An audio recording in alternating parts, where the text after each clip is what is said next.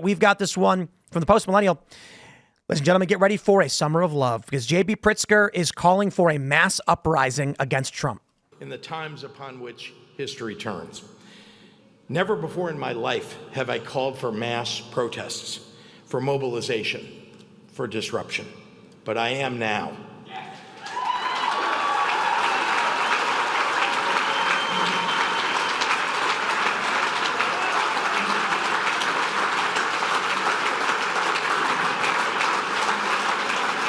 These Republicans cannot know a moment of peace. They have to understand that we will fight their cruelty with every megaphone and microphone that we have. We must castigate them on the soapbox and then punish them at the ballot box.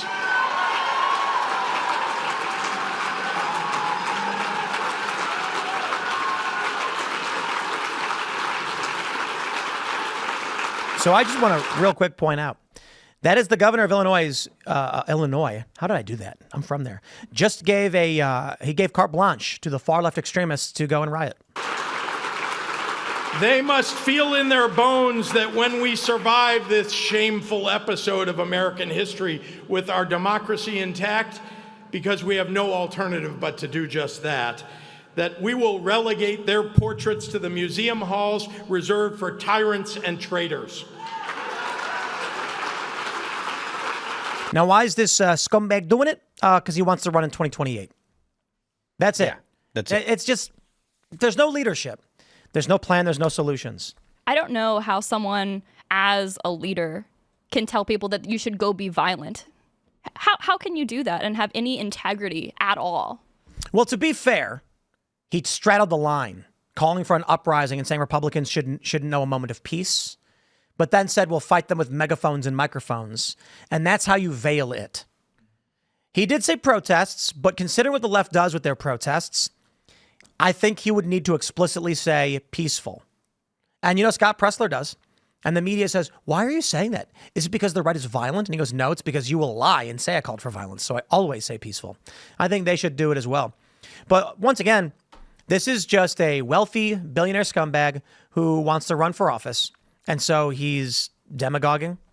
They're doing exactly what they accuse Trump of doing, but they do it themselves. They violate the Constitution. They call for violence and mass uprisings, and they do it because they want power. His brother, I think it's worth mentioning, is Jennifer Pritzker, which is his brother? Yeah, it's the first openly transgender billionaire. Just something to consider about the Pritskers, that they are deep-pocketed progressives who donate heavily to same-sex issue causes and gender issues. I was trying to read the specifics in this article. There's a very long article about their philanthropy. Is that a twin brother? There's no such thing as transgender. Well, that's why I said brother. I didn't want anybody. No. I got it confused. No, it's the cousin. It's the cousin. Oh. And, well, I find that semantically silly. There is a thing as transgender. I disagree. Well, it describes what a person does when they start dressing like a woman. It's a person who believes they're the opposite gender. Like this person is a real person, and they're engaged in any behavior that we describe as being transgender or gender dysphoric. You can tell them that they're wrong and they're men, but Mental illness. It's a DSM-5 mental disorder. Yes, disorder, my bad. Mental disorder. But it's such an interesting coalition that the Democrats are managing to assemble, because while you have Bernie Sanders and Alexandria Ocasio-Cortez running around the country saying, fight the oligarchy, you still have many Democrat billionaires at the top of their party telling people to what was that quote again from him? I don't want to get sued by any of these rich people. Which one? Something dumb? A moment of Republicans will know no moment of peace. Yeah. These people will sue you. So I wanted to cover my bases. This is no different than things that Maxine Waters was saying in 2020 or 2021. This is it's been the same MO in the context of Donald Trump and Republicans, because they don't just mean Donald Trump. If Donald Trump has fundamentally changed the Republican Party, the old school Republicans have really gone over to the progressive side very strongly, and so the idea that there are Republicans that would not be considered MAGA Republicans nowadays. I think that ship has sailed. To the progressives, everybody that's not a progressive, everybody that is a Republican is a MAGA Republican, and they might even likely be right because, like I said, I think that Donald Trump has changed the Republican Party. I think that now that Donald Trump has shown that you can do things, I don't think there will be another president that comes in as a Republican that can just do whatever the Democrats want and expect to be elected for a second term. I don't think that the party would be, or the base would be satisfied at all. I think this is base led, by the way, at least among the Democrats. I don't think this is top down. The cannot know a moment of peace isn't because Pritskers trying to tell the people below him to do that. I think the people below him are saying, we want to fight back. We want somebody to champion the idea of fighting back and posturing like that. And he's trying to take that mantle. Same with the guy from the Indian guy that we were talking about earlier, Representative Shree. I do think it's funny how if you go to these liberal podcast subreddits, how often they talk about Civil War. Mm-hmm. They're stealing your thing. I know, man. Come on. I was saying Civil War before it was. You're not. Kind of funny that the side without the guns wants a civil war. No, not. We've talked about this on the podcast before. If there is going to be civil war, civil strife, let it happen when the Republicans are in control of the government. So the Republicans have control of the military, and let the left go ahead and take on the military. But that's the point. You are correct. But liberals are buying guns now. So everybody should have a gun. So I agree. I have very many of them. But this is the rhetoric the left is pushing. They're saying it's time to go buy guns. And if you go to these subreddits, younger liberals, and I'm talking about leftists, love guns. We know they do. Like actual commies, yes. They walk around with rifles. They love guns. They love the Second Amendment. But liberals now, especially since the riots, have been posting on these forums on Reddit saying, "Shut up and go buy a gun." And they're specifically saying, gun nuts are armed to the teeth and we are not. This is going to get bad. So the point is, when homie Pritzker is saying rise up, and we've already seen fire bombings, and I mean, they were shooting up Teslas. Yeah. Shooting up Teslas, cars and locations. Creating the space for more violence, whether it's, I was calling for a peaceful protest, all that's going to do is create more violence. And the point about these people calling for, or saying civil war is coming is, they genuinely are starting to recognize, and for whatever reason, they mocked me all the time when I said, we are tracking towards civil war. It doesn't mean it happens, because we've been on like the civil rights era was a civil strife period, didn't go to civil war. But now that liberals are saying it, it certainly feels like we're on a highway with no exits. It's going in one direction, and all we can do is go as fast as we can. So that's the worrying thing. When Pritzker's view of rallying the people so he can win in 2028 is telling them to rise up in perpetual mass uprising against Republicans, which we've already seen take violent form, the next move to one-up Pritzker for 2028 is it's going to be to say more.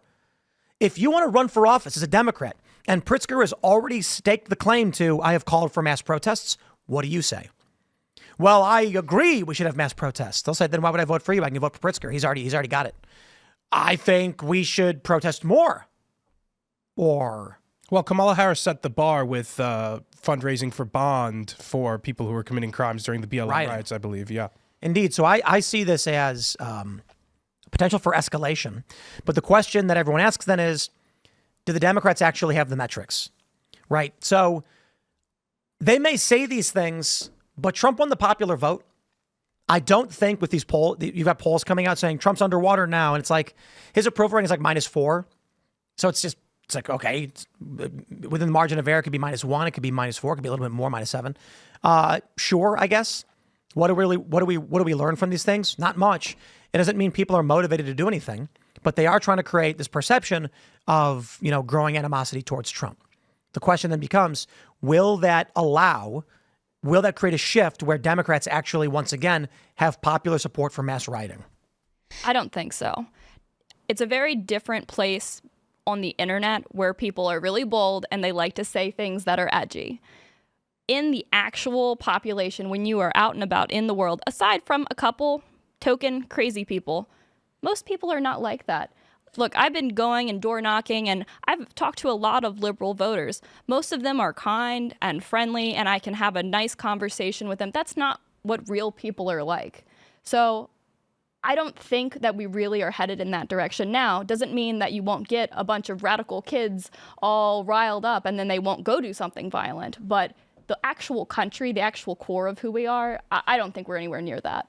It might be because you're in West Virginia. I think people are more polite out here for one reason or another. I get out. I've traveled. I've been other places. You know, isn't it crazy how Frederick, Maryland, is woke as a joke, and then you cross over into West Virginia, and it's substantially less. It's still there. You can still see it, but way more conservative. That's crazy to me. The more people that say, I don't think this is going to, and this is up until right now, this has been 100% my view that nothing was going to actually happen. The more people I hear agree with me, the more I'm like, I don't know, man. Now all these people saying it, I'm starting to worry.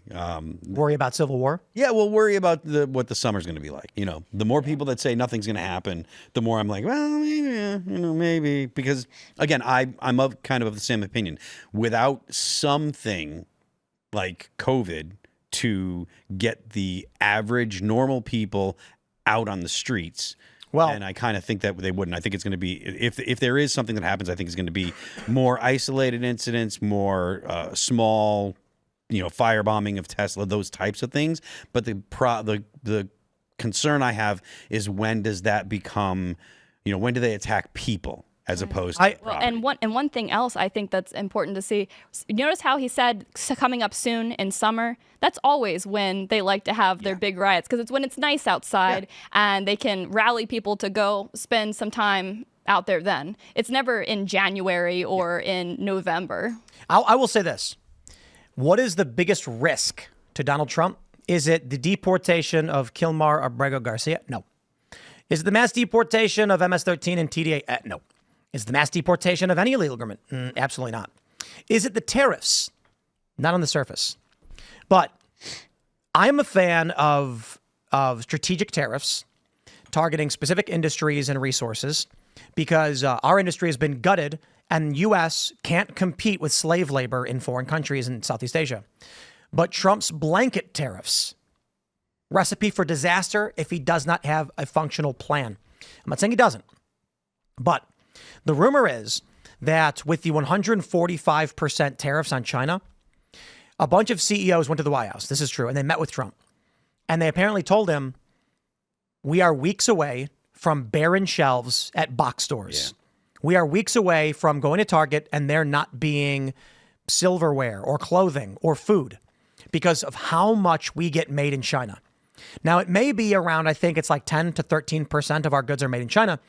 But people need to understand that if there's a component that is made in China and is required for a let's say that, so we get our TVs from China, to be honest, China and Korean stuff. But let's say that there's a vehicle that gets made, like we make our cars here in the United States, and we source key components from China. So with the tariffs, you're going to see a shortage of a lot more than just these things.